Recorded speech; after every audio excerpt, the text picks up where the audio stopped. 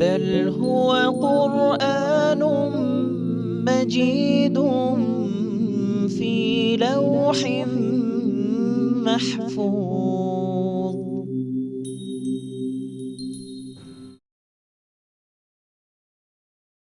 بسم الله الرحمن الرحيم.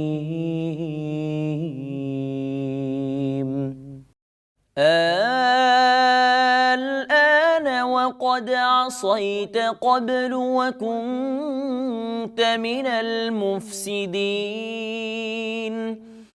فاليوم ننجيك ببدنك لتكون لمن خلفك آية، وإن كثيرا من الناس عن آياتنا لغافلون. ولقد بوأنا بني إسرائيل مبوأ صدق ورزقناهم من الطيبات، فما اختلفوا حتى جاءهم العلم، إن ربك يقضي بينهم يوم القيامة فيما كانوا فيه يختلفون. فإن كنت في شك مما أنزلنا إليك فاسأل الذين يقرؤون الكتاب من قبلك، لقد جاءك الحق من ربك فلا تكونن من الممترين، ولا تكونن من الذين كذبوا بآيات الله فتكون من الخاسرين. إن الذين حقت عليهم كلمة ربك لا يؤمنون، ولو جاءتهم كل آية حتى يروا العذاب الأليم.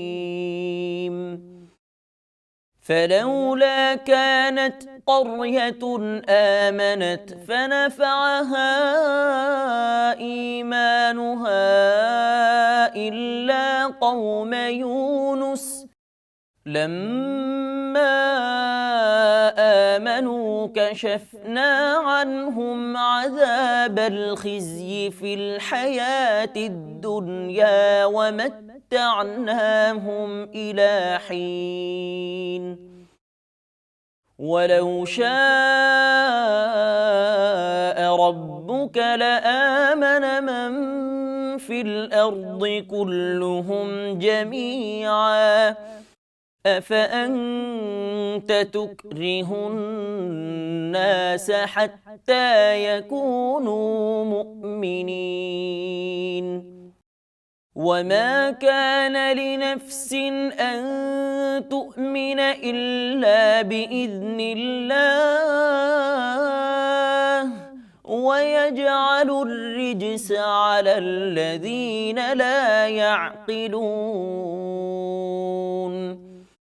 قل انظروا ماذا في السماوات والأرض وما تغني الآيات والنذر عن قوم لا يؤمنون. فهل ينتظرون إلا مثل أيام الذين خلوا من قبلهم؟ قل فانتظروا إني معكم من المنتظرين. منتظرين ثم ننجي رسلنا والذين آمنوا كذلك حقا علينا ننجي المؤمنين قل يا أيها الناس إن كنتم في شك من ديني فلا أعبد الذين تعبدون من دون الله ولكن أعبد الله الذي يتوفاكم وأمرت أن أكون من المؤمنين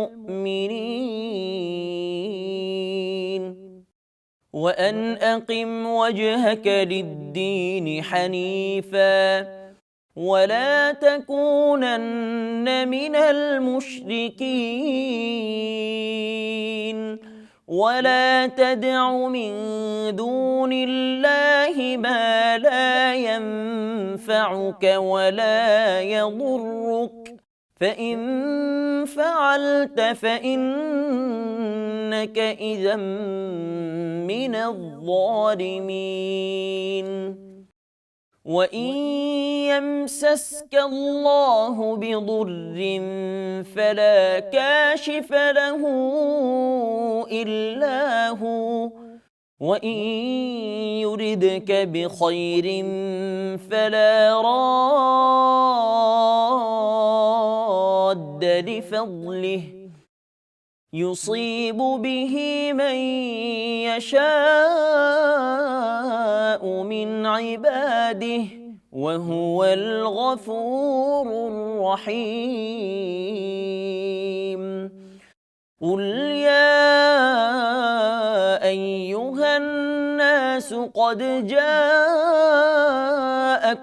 الحق من ربكم فمن اهتدى فإنما يهتدي لنفسه ومن ضل فإنما يضل عليها وما أنا عليكم بوكيل واتبع ما يوحى إليك واصبر حتى يحكم الله وهو خير الحاكمين صدق الله العظيم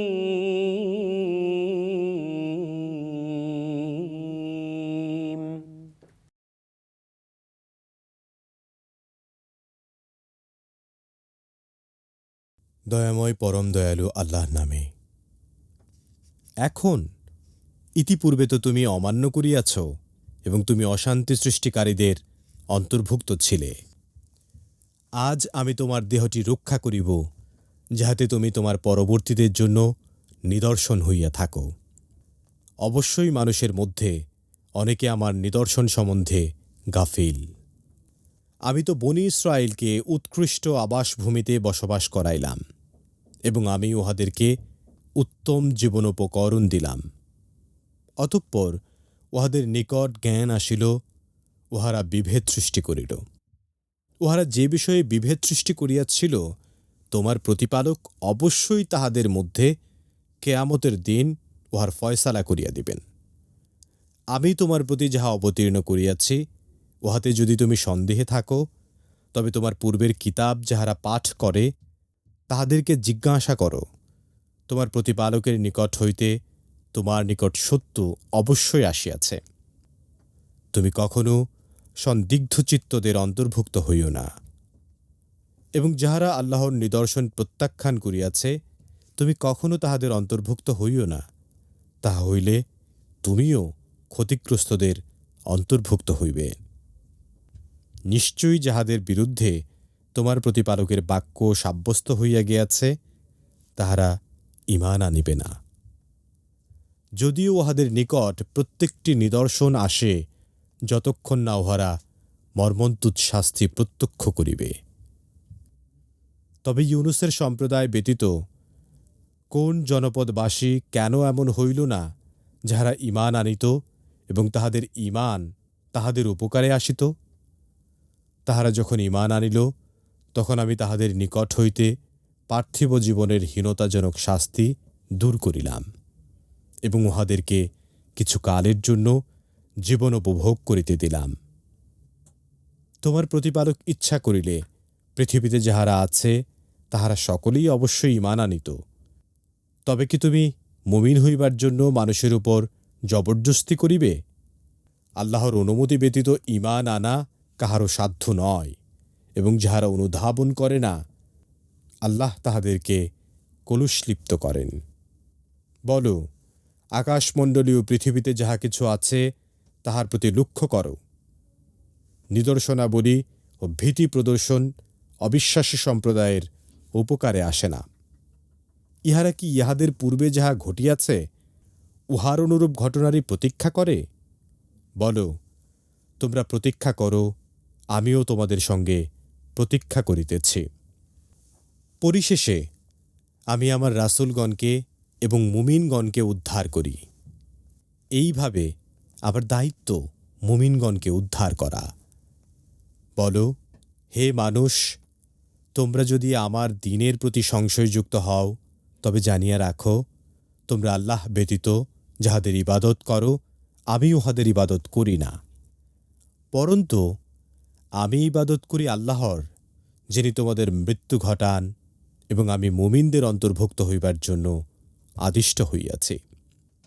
আর উহাও এই যে, তুমি একনিষ্ঠভাবে দ্বীনে প্রতিষ্ঠিত হও এবং কখনোই মুশরিকদের অন্তর্ভুক্ত হইও না, এবং আল্লাহ ব্যতীত অন্য কাহাকেও ডাকিবে না, যাহা তোমার উপকারও করে না, অপকারও করে না। কারণ ইহা করিলে তখন তুমি অবশ্যই জালিমদের অন্তর্ভুক্ত হইবে। এবং আল্লাহ তোমাকে ক্লেশ দিলে তিনি ব্যতীত ইহা মোচনকারী আর কেহ নাই। এবং আল্লাহ যদি তোমার মঙ্গল চান, তবে তাহার অনুগ্রহ রদ করিবার কেহ নাই। তাহার বান্দাদের মধ্যে যাহাকে ইচ্ছা তিনি মঙ্গল দান করেন। তিনি ক্ষমাশীল, পরম দয়ালু। বল, হে মানুষ, তোমাদের প্রতিপালকের নিকট হইতে তোমাদের নিকট সত্য আসিয়াছে। সুতরাং যাহারা সৎ পথ অবলম্বন করিবে, তাহারা তো নিজেদেরই কল্যাণের জন্য সৎ পথ অবলম্বন করিবে, এবং যাহারা পথভ্রষ্ট হইবে, তাহারা তো পথভ্রষ্ট হইবে নিজেদেরই ধ্বংসের জন্য। এবং আমি তোমাদের কর্মবিধায়ক নই। তোমার প্রতি যে ওহী অবতীর্ণ হইয়াছে, তুমি তাহার অনুসরণ করো এবং তুমি ধৈর্য ধারণ করো, যে পর্যন্ত না আল্লাহ ফয়সালা করেন, এবং আল্লাহই সর্বোত্তম বিধানকর্তা।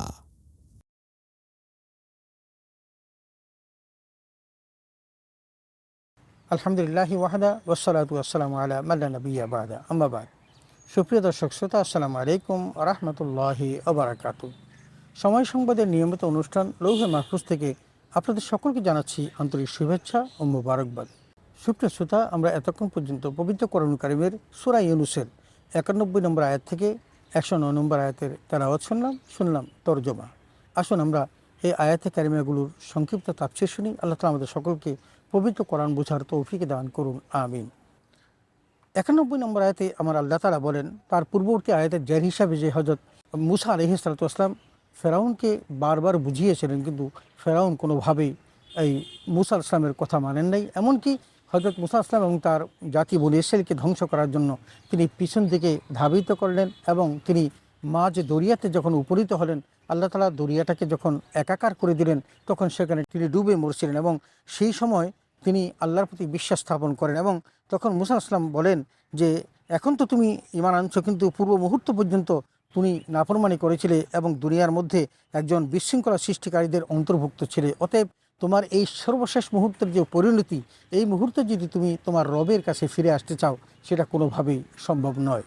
92 নম্বর আয়াত আল্লাহ তাআলা বলেন, ফালিয়াউমা নুনাজ্জিকা বিবাদানিকা লিতাকুনা লিমান খালফাকা আয়াতান। এখানে আল্লাহ তাআলা ফেরাউনের কি পরিণতি হয়েছিল সে কথা বলতে গিয়ে বলেন যে আমি আজ তোমার এই লাশকে উদ্ধার করবো এবং যেন তুমি পরবর্তী মানুষগুলোর জন্য একটা নিদর্শন হতে পারো, উপদেশ গ্রহণের উপকরণ হতে পারো, সেই ব্যবস্থা আমি করব। এবং আল্লাহ বলেন ওয়াইন্না কাসীরা মিনান নাসি আন আয়াতিনা লাগাফিলুন, এবং বলেন যে প্রকৃতপক্ষে অনেক লোক আমার উপদেশাবলী হতে উদাসীন ছিল। তার মানে তুমি যেমনিভাবে আমার উপদেশাবলীকে অগ্রাহ্য করেছো, পৃথিবীতে অনেক মানুষ আছে যারা আমার এই নিদর্শনকে অস্বীকার করে মানে না, তাদের জন্য তোমার এই লাশটাই হবে একটা প্রকৃত নিদর্শন। 93 নম্বর আয়াতে আল্লাহ তাআলা বলেন ওয়ালাকাদ বাওয়া'না বানি ইসরাঈলা মুবাওয়া সিদকিন ওয়া রাযাকনাহুম মিনাত তাইয়্যিবাত। এখন আল্লাহ তাআলা হযরত মূসা আলাইহিস সালাতু ওয়াস সালামের সেই জাতি বনী ইসরাঈলকে নিয়ে তিনি যে ড্রাইভ দিলেন, নদী পার হয়ে গেলেন, তারপর তাদের কি পরিণতি ঘটলো, তারা কি করলেন, সেই সকল বিষয় সম্পর্কে বলতে গিয়ে আল্লাহ বলেন যে আমি বনী ইসরাঈলকে থাকার জন্য অতি উত্তম বাসস্থান প্রদান করলাম। তার মানে তারা যখন নদীর ওপারে চলে গেলো, সেখানে গিয়ে তারা উন্মুক্ত প্রান্তরে সেখানে থাকার ব্যবস্থা হলো। আর আমি তাদের আহারের জন্য উৎকৃষ্ট ব্যবস্থা করলাম। আল্লাহ তাআলা আকাশ থেকে তাদের জন্য মান্না এবং সালওয়া নাজেল করতো, সেগুলো জান্নাতি খানা তারা খেত। তাদের নিকট জ্ঞান না পৌঁছা পর্যন্ত তারা মতভেদ করেনি। নিঃসন্দেহে তোমার রব কিয়ামত দিনে তাদের মধ্যে সেই সব বিষয়ের মীমাংসা করবেন যে সকল বিষয় নিয়ে তারা মতবাদ করেছিল। তার মানে তারা এমন সব বিষয় নিয়ে মতবাদ করেছিল যেই বিষয়গুলো তাদের কাছে একেবারে অজানা ছিল, কিন্তু আল্লাহ তাআলা এই সকল কিছু ফয়সালা করবেন কাল কিয়ামতের মাঠে। 94 নম্বর আয়াতে আল্লাহ তাআলা বলেন ফাইন কুনতা ফি শাক্কিন মিম্মা আনসালনা ইলাইকা ফাসআলিল্লাযীনা ইয়াকরাউনাল কিতাব মিন ক্বাবলিক। এখানে রাসূল আকরাম সাল্লাল্লাহু আলাইহি ওয়াসাল্লামকে লক্ষ্য করে বলেন যদি তুমি এই কিতাব সম্পর্কে সন্দিহান হও, তার মানে এই কিতাব সম্পর্কে তোমারও যদি কোনো সন্দেহ থাকে যা আমি তোমার নিকট প্রেরণ করেছি, তাহলে তুমি তাদেরকে জিজ্ঞেস করে দেখো তারা তোমার পূর্বেকার কিতাবসমূহ যারা পাঠ করেছে। তার মানে তোমার এই ইতিপূর্বে যেই জব্বুর, তৌরাত ও ইনজিল কিতাব এসেছে যারা তা পাঠ করেছে তাদের কাছে তুমি জিজ্ঞেস করে দেখো, নিঃসন্দেহে তোমার নিকট এসেছে তোমার রবের পক্ষ থেকে সত্য কিতাব, সুতরাং তুমি কখনোই সংশয়ীদের অন্তর্ভুক্ত হবে না। তার মানে তুমি এই কিতাব নিয়ে কোনো সংশয় প্রকাশ করবে না, কারণ এটা আল্লাহ তাআলা ওই সমস্ত কিতাবেরই সম্পূর্ণ একটা কিতাব আল কোরআন তোমাকে আল্লাহ তাআলা দান করেছেন। 95 নম্বর আয়াতে আল্লাহ তাআলা বলেন ওয়ালা তাকুনান্না মিনাল্লাযীনা কাযাবু বিআয়াতিনা ফাতাকুনা মিনাল খাসিরিন। বলছেন আর অন্তর্ভুক্ত হয়ে না এইসব লোকের যারা আল্লাহর আয়াতগুলিকে মিথ্যা প্রতিপন্ন করেছে। তার মানে আল্লাহ তাআলা রাসূল আকরাম সাল্লাল্লাহু আলাইহি ওয়াসাল্লামকেও সাবধান করে দিচ্ছেন যে যারা আল্লাহর আয়াতকে মিথ্যা প্রতিপন্ন করে তুমি তাদের অন্তর্ভুক্ত হইও না, এবং তুমি ধ্বংসপ্রাপ্তদের অন্তর্ভুক্ত না হও, সেই জন্য তুমি সবসময় খেয়াল রাখবে। তার মানে কেউ যদি আল্লাহর নিদর্শনকে অস্বীকার করে আল্লাহ তাদেরকে ধ্বংস করবেন এবং পরকালীন জীবনে কঠিন শাস্তির মুখোমুখি করবেন। 96 নম্বর আয়াতে আল্লাহ তাআলা বলেন ইন্নাল্লাযীনা হাক্কাত আলাইহিম কালিমাতু রাব্বিকা লা ইউমিনুন। বলছেন নিঃসন্দেহে যাদের সম্বন্ধে তোমার রবের বাক্য সাব্যস্ত হয়ে গেছে তারা কখনো ঈমান আনবে না। তার মানে আল্লাহ তাআলা ওই সমস্ত মানুষদেরকে ঈমান দিবেন না যাদের কাছে আল্লাহ তাআলা নির্ধারণ করে ফেলেছেন যে এদের হেদায়েত কোনো নসিব নেই। কারণ আল্লাহ তাআলা পবিত্র কোরআনের অন্যত্র বলেছেন আনযারতাহুম আম লাম তুনযিরহুম লা ইউমিনুন। হে নবী আপনি তাদেরকে ভয় দেখান আর না দেখান তারা কিন্তু ঈমান আনবে না। তার মানে আল্লাহ তাআলা যাদেরকে ঈমান দিবেন তারাই কিন্তু ঈমানের অংশীদার হবেন, ঈমান পাবেন। কিন্তু যাদের প্রতি আল্লাহ তাআলা নির্ধারণ করে রেখে দিয়েছেন যে তারা ঈমান আনবে না, তারা কোশ্চিনকারও বিশ্বাস স্থাপন করবে না। 97 নম্বর আয়াতে আল্লাহ তাআলা বলেন ওয়ালাউ জাআতুহুম কুল্লু আয়াতিন হাত্তা ইয়ারাউল আযাবাল আলীম। বলছেন যে যদিও তাদের নিকট সমস্ত প্রমাণ পৌঁছে যায় যে পর্যন্ত না তারা যন্ত্রণার শাস্তি প্রত্যক্ষ করে। তার মানে তাদের কাছে যত রকমের প্রমাণই আসুক না কেন তারা কিন্তু ঈমান আনবে না, বরং তারা ওই দিন পর্যন্ত এই সংশয়ের মধ্যে থাকবে যেদিন তাদের কাছে আল্লাহ তাআলা কঠিনতর আযাব নাজেল করবেন। তার মানে তাদের ওই আযাব প্রত্যক্ষ করা পর্যন্ত তারা এই সকল নিদর্শনকে অস্বীকার করে যাবে। 98 নম্বর আয়াতে আল্লাহ তাআলা বলেন ফালাওলা কানাত কারিয়াতুন আমানাত ফানাফাআহা ঈমানুহা ইল্লা কওমা ইউনুস লাম্মা আমানু কাশাফনা আনহুম আযাবাল খিজি ফিল হায়াতিদ দুনিয়া। এখানে আল্লাহ তাআলা হযরত ইউনুস আলাইহিস সালামের জাতির প্রশংসা করেছেন এবং বলেছেন সুতরাং এমন কোন জনপদে ঈমান আনেনি যে তাদের ঈমান আনা উপকারী হয়েছে ইউনুসের কওম ছাড়া। তার মানে আল্লাহ তাআলা হযরত ইউনুস আলাইহিস সালামের এই সম্প্রদায় যখন তারা অস্বীকার করেছিল, হযরত ইউনুস আলাইহিস সালাম তাদেরকে ভয় দেখিয়ে সেখান থেকে সরে যান এবং বলেন যে অচিরেই তোমরা ধ্বংসপ্রাপ্ত হবে। তারপর তারা ভয়ে আল্লাহর কাছে এমনভাবে প্রার্থনা করলো যে হে আল্লাহ তুমি আমাদেরকে ক্ষমা করো, আমাদেরকে শাস্তি দিও না। আল্লাহ তাআলা হযরত ইউনুস আলাইহিস সালামের উম্মতের দোয়া কবুল করেছিলেন। এই জন্য বলছেন যে আমি কোনো জনপদের মানুষকে এমন রাখিনি যে তাদের ঈমান উপকারী ঈমান দান করা হয়েছে, শুধুমাত্র ইউনুস আলাইহিস সালামের জাতি তারা আল্লাহর কাছে প্রার্থনা করেছে, আল্লাহ তাদেরকে ধ্বংস করেননি। এরপর আল্লাহ বললেন যে তখন আমি তাদের থেকে পার্থিব জীবনের অপমানজনক শাস্তি বিতরিত করলাম এবং তাদেরকে সুখ স্বাচ্ছন্দ্যে থাকতে দিলাম এক নির্ধারিত কাল পর্যন্ত। যে ইউনূস আলাইহিসসালামের জাতির প্রতি আল্লাহ যে করুণা করেছেন সেই কথাটি আল্লাহ তাআলা এই আয়াতে কারিমায় সুস্পষ্টভাবে তুলে ধরেছেন। ৯৯ নম্বর আয়াত আল্লাহ তাআলা বলেন, ওয়ালাউ শাআ রাব্বুকা লাআমানা মান ফিল আরদি কুল্লুহুম জামিআ আফা আনতা তুকরিহুন নাস হাত্তা ইয়াকুনু মুমিনিন। এখানে আল্লাহ তাআলা বলছেন যে আর যদি তোমার রব ইচ্ছা করতেন তাহলে বিশ্বের সকল লোকই ঈমান আনতো। আল্লাহ যেহেতু চাইলেই সকলে ঈমান আনতে পারেন, কিন্তু আল্লাহ তাআলা সকলকে ঈমান আনার জন্য কবুল করেন নাই। এজন্য আল্লাহ জানিয়ে দিচ্ছেন যদি আল্লাহ চাইতেন তাহলে বিশ্বের সকল মানুষই কিন্তু ঈমান আনতো। তাহলে তুমি কি মানুষের উপর জবরদস্তি করতে পারো? তার মানে কেউ যদি তোমার এই নির্দেশনা না শুনে এবং ঈমান না আনে তাহলে তোমার কিন্তু মন খারাপ করার কিছু নেই। কারণ আল্লাহ তাআলা বলেছেন, লাস্তা আলাইহিম বিমুসাইতির, আমি তাদের উপর তোমাকে জবরদস্তি করার কোনো ক্ষমতা দিই নাই, তোমাকে দারোগা হিসেবে নিয়োগ করে নেই। অতএব তোমার কাজ হলো আমা আলাইনা ইল্লাল বালাগ, শুধু পৌঁছিয়ে দেওয়া, আর হেদায়েতের দায়িত্ব হলো আমার। ১০০ নম্বর আয়াতে আল্লাহ তাআলা বলেন, ওয়া মা কানা নাফসিন আন তুমিনা ইল্লা বিইযনিল্লাহ। আল্লাহ বলছেন যে অথচ আল্লাহর হুকুম ছাড়া কারো ঈমান আনা সম্ভব নয়, আর আল্লাহ নির্বোধ লোকদের উপর অপবিত্র স্থাপন করে দেন। আল্লাহ তাআলা যে কথা বলতে চাচ্ছেন যে ঈমান তো ওই ব্যক্তির জন্য আল্লাহ তাআলা কবুল করবেন যেই ব্যক্তিকে আল্লাহ নির্বাচন করে কবুলিয়তের জন্য, মকবুলিয়তের জন্য তাকে গ্রহণ করে নিয়েছেন তাকেই। এই জন্য আল্লাহ তাআলার হাতেই যেহেতু এই ক্ষমতা, সুতরাং তুমি শুধু দাওয়াতটা দিয়ে যাও, আর ওই হেদায়েতের মালিক করেন আল্লাহ। আল্লাহ যাকে চাইবেন তিনি তাকেই হেদায়েতের মধ্যে নিয়ে আসবেন। ১০১ নম্বর আয়াতে আল্লাহ তাআলা বলেন, কুলিং জুরু মাযা ফিস সামাওয়াতি ওয়াল আরদ ওমা তুগনিল আয়াত ওয়ান নুযুর আন কওমিন লা ইউমিনুন। আল্লাহ তাআলা বলেন, হে নবী আপনি মানুষদেরকে জানিয়ে দিন যে তোমরা লক্ষ্য করো যা কিছু রয়েছে আসমান এবং জমিনে, আর যারা ঈমান আনে না গুণাবলী প্রমাণাদি ও ভয় প্রদর্শন তাদের কোনো উপকার সাধন করতে পারে না।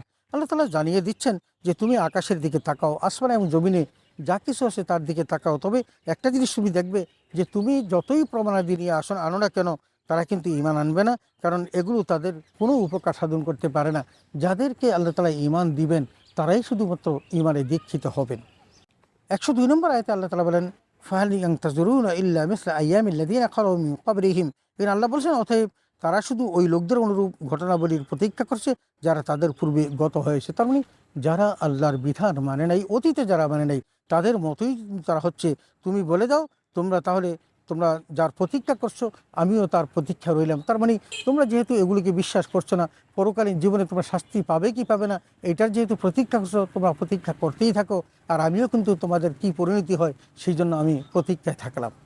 ১০৩ নম্বর আয়াতে আল্লাহ তাআলা বলেন, সুম্মা নুনাজ্জি রুসুলানা ওয়াল্লাযীনা আমানু কাযালিকা হাক্কান আলাইনা নুনজিল মুমিনিন। বলেন যে শেষ পর্যন্ত আমি স্বীয় রাসূলদেরকে এবং মুমিনদেরকে নাজাত দিলাম, এ রূপে আমি মুমিনদের নাজাত দিয়ে থাকি। তার মানে আল্লাহ তাআলা নবীদেরকে এবং মুমিনদেরকে নাজাত দেন, কারণ তারা সত্যের পথে থাকে, সত্যের অবগাহন করে এবং সত্যের মধ্যে থেকে তারা তাদের জীবনটাকে তারা অতিবাহিত করে। এই জন্য আল্লাহ রাব্বুল আলামিন তাদের সাথে যে কমিটমেন্ট দিয়েছেন, যারা সত্যাশ্রয়ী হবে আল্লাহ তাদেরকে রক্ষা করবেন, তাদেরকে মুক্তি দিবেন, সেই কথাটি আল্লাহ আয়াতে কারিমে বলছেন যে শেষ পর্যন্ত আমি রাসূলদেরকে এবং মুমিনদেরকে আমি মুক্তি দিলাম, এরূপে আমি মুমিনদেরকে মুক্তি দিয়ে থাকি, এই কথাটি আল্লাহ জানিয়ে দিলেন। ১০৪ নম্বর আয়াত আল্লাহ তাআলা বলেন, কুল ইয়া আইয়ুহান নাসু ইন কুনতুম ফি শাক্কিন মিন দীনি ফালা আ'বুদুল্লাযীনা তা'বুদুনা মিন দুন। এখানে স্পষ্ট করে আল্লাহ তাআলা বলছেন, হে নবী আপনি পৃথিবীর মানুষদেরকে জানিয়ে দিন যে হে লোক সকল, যদি তোমরা আমার দিন সম্বন্ধে সন্দেহ হও তাহলে আমি সেই মাবুদের ইবাদত করি না, আল্লাহকে ছেড়ে তোমরা যাদের ইবাদত করো। তার মানে তোমরা যাদের ইবাদত করো আমি কিন্তু তাদের ইবাদত করি না। তোমরা যদি আমার এই দিনের প্রতি, ধর্ম মতের প্রতি সন্দেহ হও তাহলে তোমাদের জেনে রাখা উচিত, তোমরা মানো আর না মানো আমার আল্লাহ কিন্তু এক এবং অদ্বিতীয়। তোমরা যার উপাসনা করো আমি কিন্তু তাদের উপাসনা কখনোই করি না এবং করব না।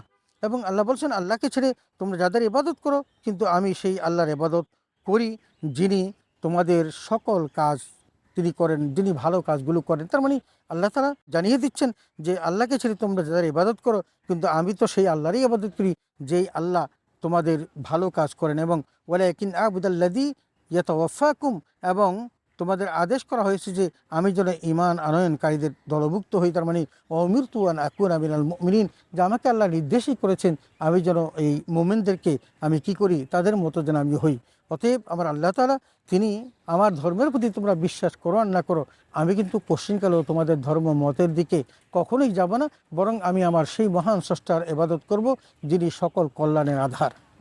১০৫ নম্বর আয়াত আল্লাহ তাআলা বলেন, ওয়ান আকিম ওয়াজহাকা লিদ-দীন হানিফা ওয়া লা তাকুনান্না মিনাল মুশরিকিন। আল্লাহ বলছেন আর এটাও যে নিজকে নিজে এই ধর্মের প্রতি এভাবে নিবিষ্ট করে রাখবে যে অন্যান্য সকল তরিকা হতে পৃথক হয়ে যাও এবং আর কখনো মুশরিকদের অন্তর্ভুক্ত হয়ে না। তার মানে কেউ যদি আল্লাহর দ্বীনের মধ্যে একবার প্রবেশ করে তখন তার অন্তরের মধ্যে এমন ঈমান বদ্ধমূল হয়ে যায় যে সে তখন একেবারে আল্লাহর ধর্মের দিকে দ্বীনের দিকে নিজেকে একনিষ্ঠ করে তোলে। সে তখন আর কখনো মুশরিকদের অন্তর্ভুক্ত হতে চায় না এবং হয় না।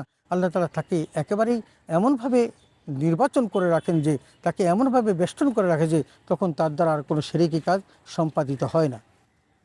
106 নম্বর আয়াতে আল্লাহ তাআলা বলেন ওয়ালা তাদউ মিন দুনিল্লাহি মা লা ইয়ানফাউকা ওয়া লা ইয়াদুরুকা। আল্লাহ বলছেন যে তোমরা এমন কাউকে ডাকছো কেন যিনি তোমাদের কল্যাণও করতে পারে না, তোমাদের অকল্যাণও করতে পারে না, তিনি তোমাদের মঙ্গলও করতে পারেন না, তোমাদের ক্ষতিও করতে পারে না। ফাইন ফাআলতা ফাইন্নাকা ইযা মিনাজ জালিমিন। তখন বলছে বস্তুত যদি এরূপ করো তাহলে তুমি এমত অবস্থায় জালিমদের অন্তর্ভুক্ত হয়ে যাবে। সুতরাং তোমরা এমন স্রষ্টার ইবাদত কেন করতে যাও যারা কল্যাণও করতে পারে না অকল্যাণও করতে পারে না? কারণ তোমরা তখন শিরক করো, আর শিরক করো হলো 1 নম্বর জুলুম। আল্লাহ তাআলা পবিত্র কোরআন সূরা লোকমানের মধ্যে বলেছেন ইন্না শিরকা লাযুলমুন আযীম, শিরক হলো বড় ধরনের একটা জুলুম। অতএব আমরা যেন শিরক থেকে নিজেকে বাঁচিয়ে রাখি।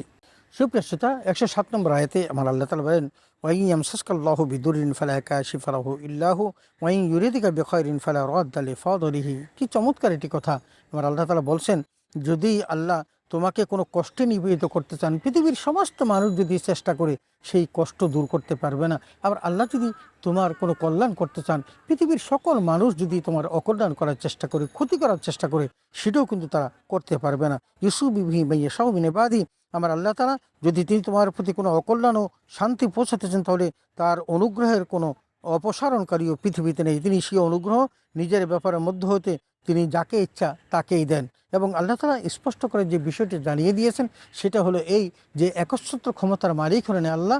আল্লাহ যদি কারো কল্যাণ করতে চান পৃথিবীর কোনো মানুষ তারা অকল্যাণ করতে পারে না, আর আল্লাহ যদি কারো অকল্যাণ করেন পৃথিবীর মানুষ সকলে চাইলেও তার কোনো কল্যাণ করতে পারে না। সুতরাং ওই ব্যক্তিটি সফল কাম হবে যেই ব্যক্তির প্রতি আমার আল্লাহ তাআলা অনুগ্রহ করবেন।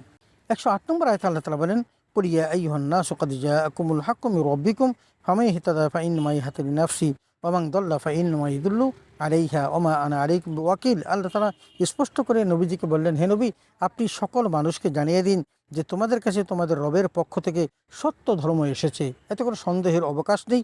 অতএব যে ব্যক্তি সঠিক পথে আসবে বস্তুত সে নিজের জন্যই আসবে, সে নিজের কল্যাণই হবে। কেউ যদি সঠিক পথ প্রদর্শন করে সঠিক পথে আসে এটা তার নিজের জন্যই হবে, আর কেউ যদি অন্যায় পথে চলে তাহলে তার নিজেরই ক্ষতি হবে।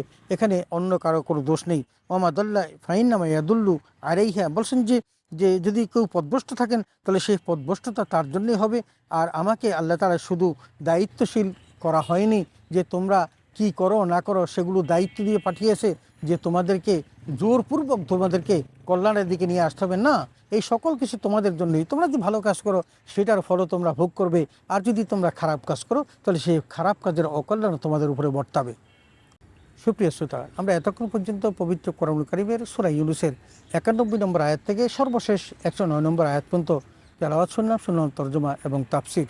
আল্লাহ তাআলা পবিত্র কোরআন নাযিল করেছেন মানুষের হেদায়েতের জন্য, হুদাল লিন্নাস, বিশ্ব মানবতার হেদায়েতের জন্য। কেউ যদি কোরআনের কাছে স্পর্শে আসে এবং কোরআন থেকে যদি কেউ ফায়দা নিতে চায় সে ফায়দা নিতে পারবে। কারণ এই উন্মুক্ততা আমার আল্লাহ তাআলা নিজেই দিয়েছেন যে কেউ আসলে এই কোরআন থেকে পথ গ্রহণ করতে পারবে। যে কাজে কল্যাণ আছে আল্লাহ তাআলা সেই পথও দেখিয়ে দিয়েছেন, আর কোন কাজে অকল্যাণ আছে সেটাও আমার আল্লাহ তাআলা দেখিয়ে দিয়েছেন। এবং আল্লাহ তাআলা যে বিষয়টি স্পষ্ট করেছেন যে সমস্ত ক্ষমতার আধার হলেন তিনি, কাউকে হেদায়েত দেওয়ার মালিকও তিনি, আবার হেদায়েত না পাওয়ার সেটারও মালিক তিনি। এবং কারো কল্যাণ যদি তিনি চান পৃথিবীর কোনো মানুষ তার অকল্যাণ করতে পারবে না, আর তিনি যদি কারো অকল্যাণ চান পৃথিবীর কোনো মানুষ তার কল্যাণও করতে পারবে না। অতএব আসুন আমরা কোরআনের কাছে আত্মসমর্পণ করি, আমরা দ্বীনে হাকিমের কাছে নিজেকে সমর্পণ করি, আমরা কোরআন মোতাবেক জীবনটাকে গঠন করি, তাহলে আমরা জান্নাত লাভ করতে পারবো। আল্লাহ তাআলা আমাদের সকলকে সেই তৌফিকে দান করুন, আমিন। ওয়া আখিরু দাওয়ানা আলহামদুলিল্লাহি রাব্বিল আলামিন। আসসালামু আলাইকুম ওয়া রাহমাতুল্লাহি ওয়া বারাকাতুহু।